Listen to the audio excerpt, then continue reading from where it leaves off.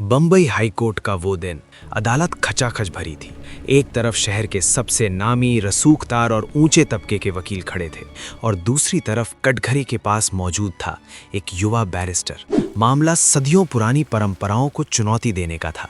जब उस युवा बैरिस्टर ने अपना पक्ष रखना शुरू किया तो सामने खड़े एक घमंडी वकील ने भरी अदालत में उनका मजाक उड़ाते हुए कहा, क्या अब ये लोग भी हाई कोर्ट में हमें कानून सिखाएंगे?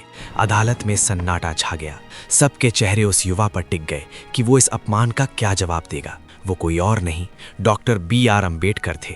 एक ऐसा जीनियस जिसने उस दिन उस वकील पर गुस्सा नहीं किया, बल्कि उसे अपने तर्कों से ऐसा करारा जवाब दिया जिसे भारतीय न्यायपालिका का इतिहास कभी नहीं भूल सकता। लेकिन वो जवाब क्या था और कैसे एक ऐसा लड़का जिसे स्कूल में प्यास लगने पर पानी तक छूने की इजाज़त नहीं थी, वो देश के सबसे बड़े वकीलों के सामने सीना तान कर खड़ा हो गया। इस कहानी की शुरुआत होती है 14 अप्रैल 1891 को मध्य प्रदेश की महू छावनी से। सूबेदार रामजी सकपाल के घर एक बेटे ने जन्म लिया। नाम रखा गया भीमराव। बचपन से ही इस बच्चे का दिमाग आम बच्चों से कहीं ज़्यादा तेज था। वो सवालों के जवाब ढूंढता था, लेकिन समाज के पास उसके लिए सिर्फ अपमान था। जब भीमराव थोड़े बड़े हुए और उन्हें सतारा के स्कूल में भेजा गया तो उनके लिए क्लास के नियम बाकी बच्चों से अलग थे। उन्हें क्लास के अंदर बाकी लड़कों के साथ बैठने की इजाज़त नहीं थी। वो दरवाजे के बाहर एक बोरी या टाट पट्टी पर बैठकर पढ़ते थे, जिसे उन्हें रोज़ अपने साथ घर ले जाना पड़ता था। गर्मियों के दिन थे। नन्हे भीमराव को बहुत तेज़ प्यास लगी, लेकिन स्कूल का नियम था कि वो पानी के मटके को छू नहीं सकते। स्कूल का चपरासी आता और दूर से पानी उनके हाथों में डालता, तब जाकर वो अपनी प्यास बुझा पाते। खुद डॉक्टर अंबेडकर ने अपनी आत्मकथा वेटिंग फॉर अ वीज़ा में लिखा है, नो प्यून नो वाटर। एक बार तो बैलगाड़ी वाले ने उन्हें सिर्फ इसलिए अपनी गाड़ी से नीचे फेंक दिया था क्योंकि उसे पता चल गया था कि ये बच्चे अछूत हैं। सोचिए, जिस बच्चे को इंसान होने का दर्जा भी नहीं मिल रहा था, उसके मन में उस वक्त क्या चल रहा होगा। अपमान के ये अनगिनत तीर किसी भी आम इंसान को अंदर तक तोड़ सकते थे, लेकिन भीमराव आम नहीं थे। उन्होंने समझ लिया था कि इस जंजीर को तोड़ने का सिर्फ एक ही हथियार है, शिक्षा।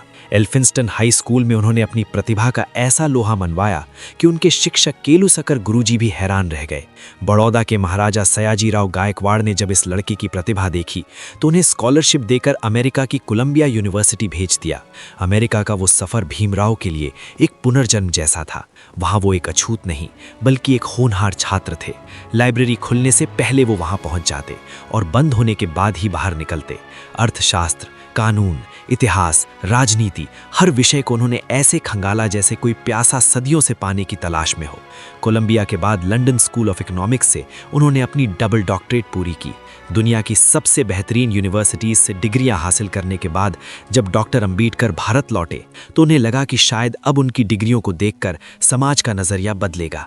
महाराजा के वादे के मुताबिक उन्हें बड़ौदा में सैन्य सचिव का पद मिला, लेकिन डिग्रियां समाज की बीमार मानसिकता का इलाज नहीं कर पाईं। उनके दफ्तर के चपरासी दूर से उनकी मेज़ पर फाइलें फेंक कर मारते थे। पूरे बड़ौदा शहर में उन्हें कोई किराए का मकान देने को तैयार नहीं था। थक हार कर उन्होंने एक पारसी सराय में नाम बदलकर कमरा लिया, लेकिन जब लोगों को उनकी जाति का पता चला तो लाठियां लेकर भीड़ सराय में घुस आई और उन्हें वहां से भी निकाल दिया गया। बड़ौदा के कामाठीपुरा पार्क में बैठकर दुनिया की सबसे बड़ी डिग्रियां हासिल करने वाला वो जीनियस घंटों तक फूट फूट कर रोया, लेकिन उस दिन जो आंसू गिरे उन्होंने एक क्रांति का बीज बो दिया था। डॉक्टर अंबेडकर ने बंबई लौटकर अपनी लीगल प्रैक्टिस शुरू की, लेकिन शुरुआत में कोई उन्हें अपना केस नहीं देना चाहता था। ऊंची जाति के वकील उन्हें देखकर हंसते थे। उनका मजाक उड़ाया जाता था कि ये अछूत बैरिस्टर भला हमें क्या टक्कर देगा। डॉक्टर अंबेडकर सिडेनहम कॉलेज में प्रोफेसर भी बने। वहाँ भी उनके साथ अछूतों वाला बर्ताव हुआ।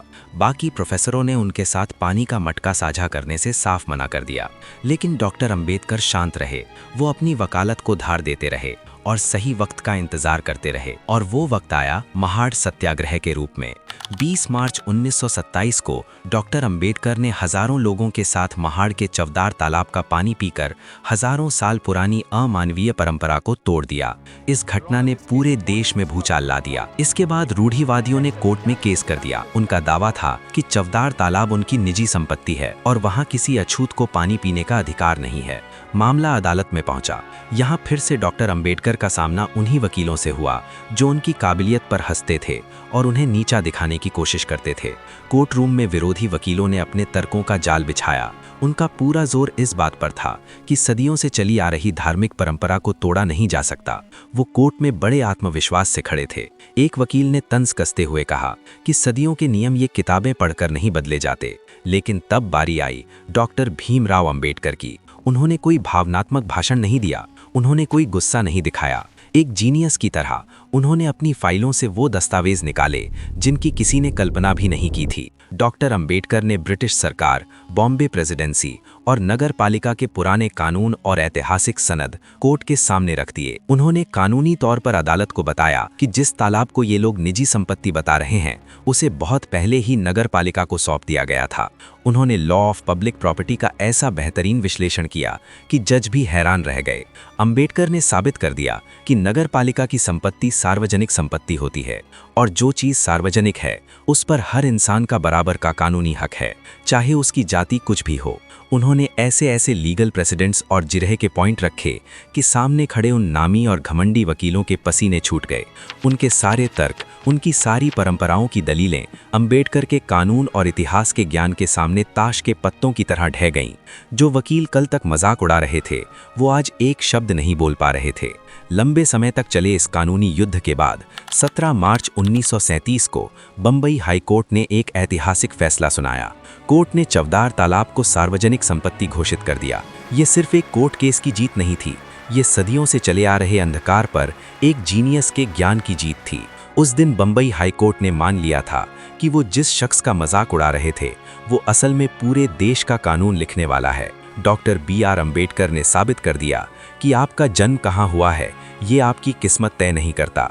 आपकी शिक्षा, आपका संघर्ष और आपका दिमाग दुनिया की सबसे बड़ी ताकतों को झुकाने की ताकत रखता है। जिस लड़के को बचपन में पानी छूने नहीं दिया गया, उसने अपने ज्ञान और अपनी कलम के दम पर करोड़ों लोगों के लिए सम्मान का पूरा समंदर खोल दिया। अगर आपको इस महानायक की कहानी और उनके इस जीनियस संघर्ष ने थोड़ा भी प्रेरित किया हो तो इस वीडियो को लाइक करें और कमेंट में जय भीम जरूर लिखें। और भी बहुत ऐतिहासिक घटनाओं पर वीडियो आने वाले हैं। चैनल को सब्सक्राइब करके रख लो। मिलते हैं अगली कहानी में। दोस्तों, वीडियो छोड़कर जाने से पहले एक बात जरूर कमेंट में बताइए कि आप भारत के कौन से शहर से हमारी वीडियो देख रहे हैं और अगला वीडियो किस टॉपिक पर चाहिए।